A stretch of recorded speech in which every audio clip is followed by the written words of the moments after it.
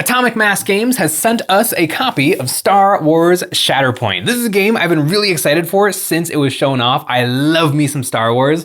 I got to demo this at Adepticon. Gotta be honest, didn't knock my socks off. I think I'm gonna chalk that down to the presenters were just having a rough time because they were doing the same 10-minute demo all day, every day for 5 days straight. Our presenter was like popping Ricola and doing her best, but I wanna give the game a second try and I wanna get this whole box done in 2 days. Get it ready for the weekend, because today is Thursday. I'm gonna work all day today, all day tomorrow, and then hopefully I'm gonna get as many games as I possibly can in this weekend. It comes with 16 miniatures, 20 some pieces of terrain. Is it possible to do this in 2 days, or I guess 2.5 days, because it's already starting to get late? Probably not, but I'm gonna give it a go. Step 1, primer. There is an incredible amount of stuff in this box. I've painted big boxes in a short time frame before, but usually it's Warhammer, where everyone is basically the same dude. This is a box full of characters and terrain. I love Star Wars. It's a universe full of colorful characters, so a light colored primer is gonna be the thing that gets me to that Clone Wars TV show look I'm after. The Shatterpoint core box comes with Anakin Skywalker, spoiler alert, medium rare Darth Vader, Ahsoka Tano, the Jedi who quit, Captain Rex, the coolest clone you know, and his friends, the Jedi Killers, Bo-Katan, lead singer of the Bowman group, Darth Maul, the villain so nice they killed him twice, Asajj Ventress, the good guy turned bad guy turned good guy, Garen Sax, that fellow you forgot was in Season 7 of Clone Wars, and his evil Mandalorian toadies, Kalani, the tactical droid most known for being green, and the best things in sliced bread and the color of sliced bread, B1 Battle Droids, some of the best Star Wars to ever Star Wars, all wrapped up in a nice big box. Airbrush primer on all the dudes will give me nice crisp details, but on all of the terrain, I'm gonna go with rattle can primer. It should give me maximum durability.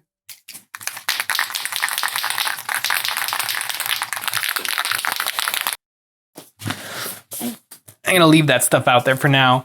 All right, it's dawning on me how big a task this really is. This is a huge pile of minis, and they're all heroes. Like, I don't plan to spend a hero's amount of time on every single one of these, but each one is still gonna take some serious time. So I wanna give myself an easy right out of the gate win.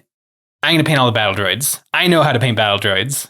Battle droids are the dungeon skeletons of Star Wars, piddly little soldiers who get knocked over from a stiff breeze. I sprayed a dark earth color on their lower halves and warm white on their tops. This two-tone approach will give me a nice subtle transition, and these guys are so plain, I want to give them a little extra sizzle. A white dry brushing will highlight all their little mechanical doodads, and get them nice and bright for the wash to come. My battle droids are looking like little snacks, and it's time to put a wash on them. Usually I would use Army Painter Speed Paint Bone White, but I'm all out, so I'm gonna make up a mixture with Games Workshop's Agrax Earthshade and then slobber it all over the minis. You could say, it's slobbering time. I mixed 3 drops of contrast medium and 1 drop of Agrax Earthshade, and this concoction did a good job of shading all their bony armor and staining them 1 shade darker. Now the only thing left is the guns, and for those I used some Army Painter Speed Paint Black, globbing it on nice and thick. This color is dark enough to hide the tan airbrushing that got onto the guns, so no cleanup required. 6 models done! Well, technically only 2 models done, because Star Wars Shatterpoint has 3 battle droids per base, which I think is a good move. It means I have to do a little more painting, but 1 battle droid really isn't a threat. I would say 3 is the minimum number where things start to get a little dangerous. It's a lot of lasers coming at you all at once. The B1 battle droid is probably my favorite robot in all of science fiction. All right, what's next? I think I'm gonna knock out Kalani. Kalani is a robot in charge of other robots. He has a green armor with a gritty texture, so I went in with a light green zenithal as step 1. After that, a sponging with some white paint to get that texture down. Now to darken them up with some dark green speed paint. This stuff is transparent, so it'll show the green and sponging underneath, while giving me the color I want. Dry brushing a little bit more of that light green on top to edge highlight. And his armor is all done. Now for all the in-between bits. I had to rebase coat these parts with gray so that the black speed paint I put over top doesn't have any of that green showing through. This way, the black speed paint will look crisp and clean, like a good droid general should. Picking out all the details will probably be the death nail for getting this project done on time, but I just have to pick out all those lovely embellishments with some yellow paint and dot the eyes with red. Kalani is done, so all the battle droids knocked out, which means that no matter what happens, I'm gonna have a painted army to play with because I wanna do the droids. The trickiest thing is going to be that all of these are basically individual characters, and so they're all gonna need their own paint recipes and color schemes. That is gonna be tricky. About 2:30 now, I'm gonna have a little pizza, and then I think I'm gonna attack this terrain.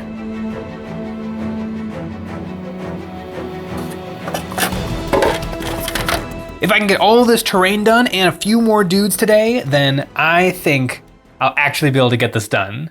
I want to match the box art pretty closely, some nice warm orange walls and gray cold steel. A big old paintbrush like the one you might paint your house with would speed this painting up, but even faster than that is the airbrush. It's simple with only 2 colors. I can spray decently accurate, and in no time I had my basic colors on there.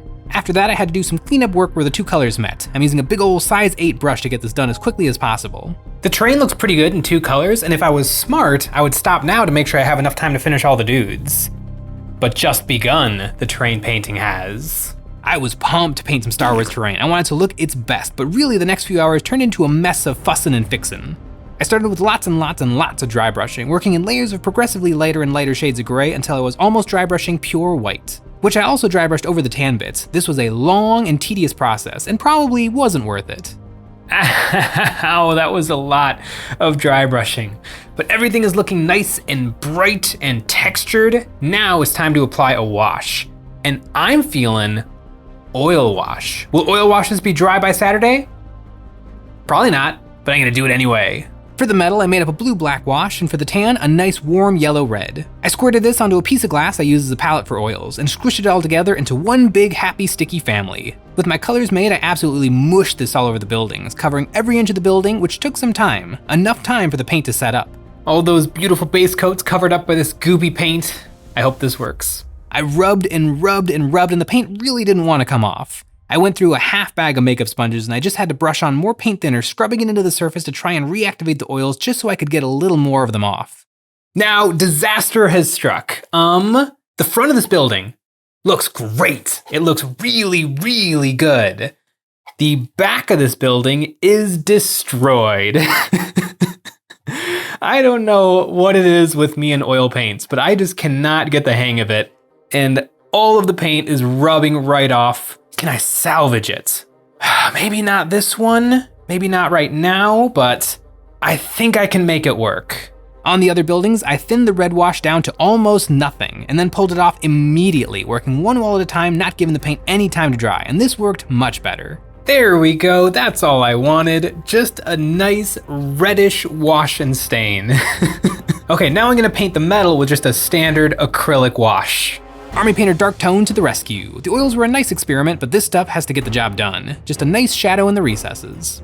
While I wait for the acrylic wash to dry on the terrain, I am just gonna take a break from terrain and work on the sculpted bases. Oh yeah, Shatterpoint comes with sculpted bases. I used an airbrush to make some mottled gray patches randomly on the surface and then did some glazing and dry brushing, making sure that each base got some nice contrast and color variety, using red and blue to add vibrancy. It was a nice escape from the terrain. These bases came together quickly. All the bases are done and I can't resist. I gotta get at least a couple of miniatures 100% finished today, so I'm gonna glue down some battle droids. Minis aren't done until they're standing on bases, and just a few dabs of super glue and some black base rims and I was feeling energized. Now that I have some models properly in the done pile, I'm feeling a lot better about this challenge. Now, am I gonna be able to get 17 miniatures done tomorrow? I'm gonna worry about the terrain. I'm not super happy with how the terrain's looking now. It's not quite what I pictured in my head, but now that I've had a little bit of time away from it, I think I can get it a little closer to how I envisioned it in my mind.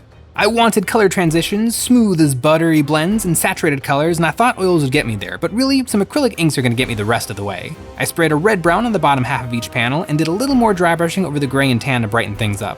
Then just the gentlest of dustings, really just using the airbrush to blow blue-green kisses over the metal to tint it. Then I picked out all the details like these lights and screens, more transparent inks to the rescue. This terrain has been kicking my butt all day, but I finally wrestled it back into something I'm happy with. If any of you guys out there get a copy of Shatterpoint and you want to do something similar to the box art, here's how I would do it over again. Spray paint it tan, give it a day to cure properly, then put on the red oils, wipe them off, and then apply the gray paint. That would have been a much cleaner, simpler, and better result. It's getting late. I'm going to bed.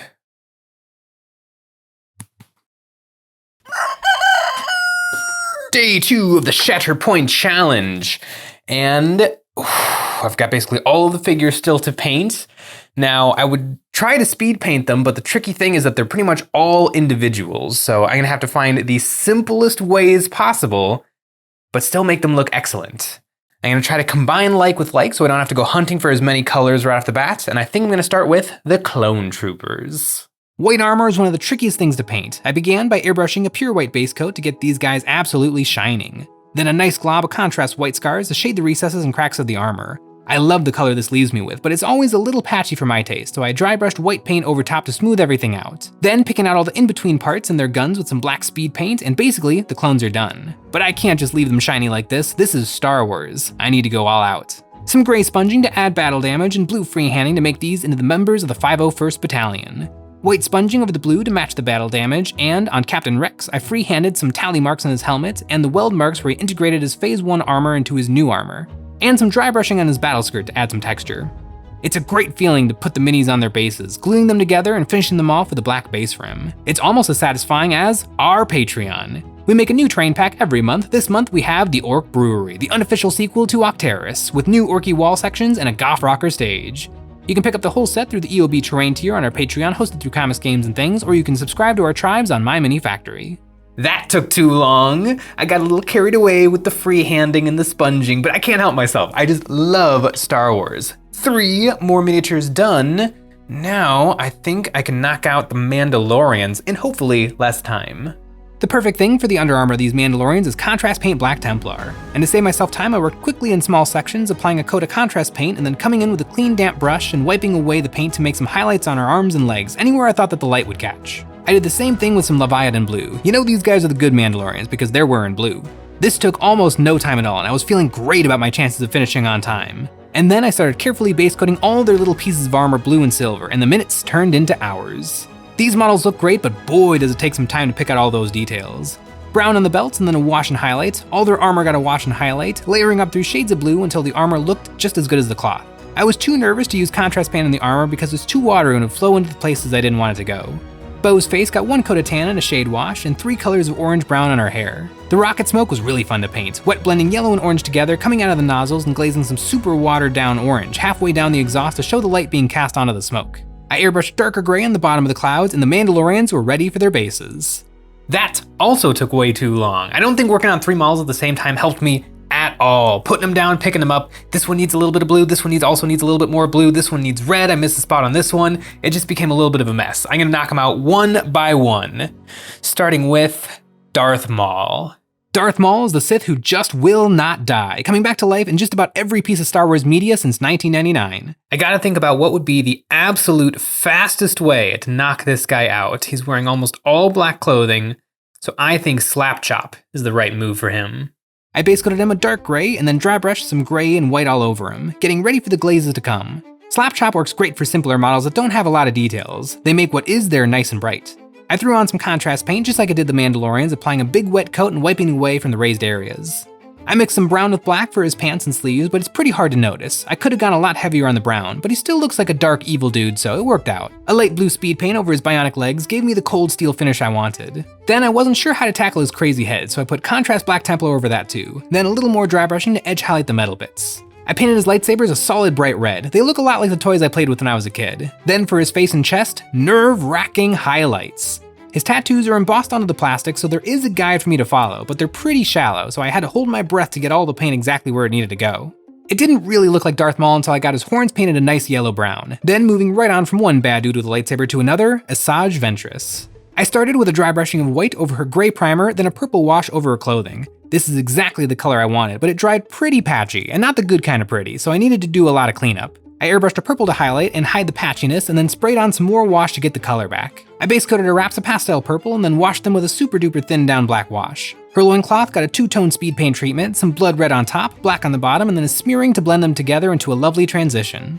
I wanted some gold trim along the cloth, so I took this yellow brown I used on Darth Maul's horns and outlined the cloth. Ventress has weird skin, it's super pale, almost white, so I glazed a light sky blue over her face and skin and highlighted with a white paint. I did my best on her face, and I think she's looking pretty good. It's base o'clock for these bad guys. The big bads are done. That brings me up to 10 and 11 of 16. If I want to wrap up around midnight, that'll give me around an hour per guy. That is totally doable. Good old Gar, this guy is super easy, barely an inconvenience to paint. His clothing is 95% black, so once again I broke out the Black Templar contrast paint using a clean damp brush to pull paint off to make some highlights. I dry brushed all of him with a light gray. This picked out all the details, folds of his clothing, and edges of his armor. Then it was time for red, and I still had all the reds I needed on my palette from Darth Maul. Gar painted up quick, a little wet blending on his energy shield that is way too small to protect him from anything, and a blue contrast paint tint and white dry brushing. His shield was the only subassembly I did for this whole project. Gar was so nice and easy, I did all the other bad Mandalorians the exact same way. Everybody's painting for the weekend. I'm tired. Oh, but I got 2 models left. I got about 2 hours left, and I gotta paint the flagships of this box. Ahsoka Tano and Anakin Skypotter. 2 hours should be more than enough time.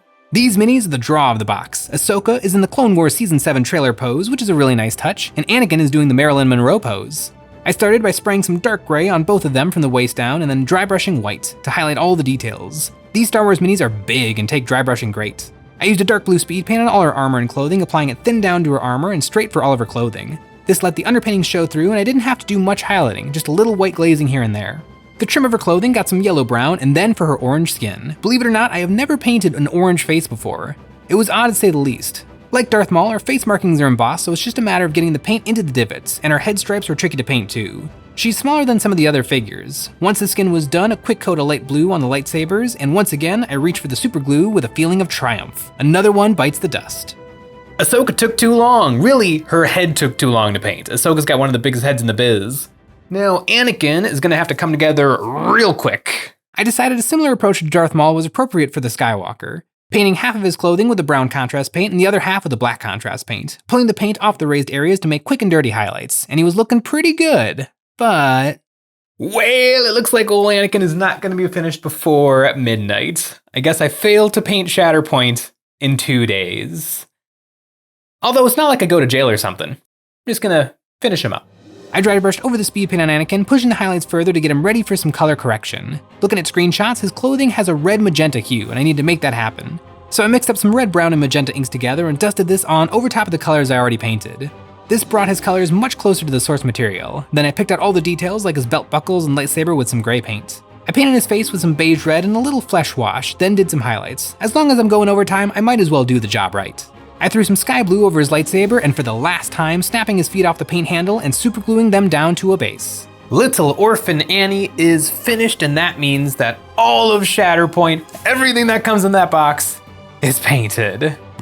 Literally later today, I'm gonna play a whole bunch of Shatterpoint, so stick around to the end of this video to see my final review of the gameplay. Right now, I would like to go through this whole collection and talk about my favorites and least favorites. This project was really interesting to work on because of how different the characters were from one another. Each model was a brand new challenge, and I was surprised which models I fell in love with. It was really different than I had expected. I was really excited to paint Darth Maul, the clones, and Ahsoka, but having painted them, I feel like I would actually like a second try. They were tricky to paint, and I found myself struggling to get what was in my brain down onto the miniatures. And some of the models I didn't have much interest in, like Asajj, Anakin, and Gar of all characters, I fell in love with while painting. They just worked. Painting like this is a marathon of creativity. I got into a flow state and I didn't really know what was happening until the model was already done and I was looking at it in my hands. All in all though, it was well worth it. It was really fun to play my first real games of Shatterpoint with all painted miniatures. Playing with gray plastic is fine, I do it all the time, but there is something extra special about playing the game how it was meant to be played. It's the extra spice. I played 2 games over the course of 7 hours. The first game took 5 hours because we had to look up every rule and every interaction, but the second game took about 2 hours, which is probably the standard game length. The first game was pretty darn close, Sean won, and then the second game wasn't as close, and Sean won. But it's a really interesting game, I like it. It's very different from any of the other war games I've ever played. It's nothing like Kill Team or Warhammer 40k. It's really, really hard to kill anything, so you kind of have to focus a lot more on objectives and trying to score points. It's got a deck system, alternating activation, and a Shatterpoint is actually a double activation, and that can lead to some really interesting shenanigans. It reminds me a lot more of some of the board games I like to play, like Root. It's really interesting, and I can't wait to get my hands on some of the expansions and see how that changes up the gameplay. A big thanks to Atomic Mass Games for sending us a review copy of this game. If you want to know more about it, you can follow the link in the description below. That'll take you to a landing page where you can read more about this game and download the rules for free. I hope you enjoyed the video, and as always, may the Force be with you.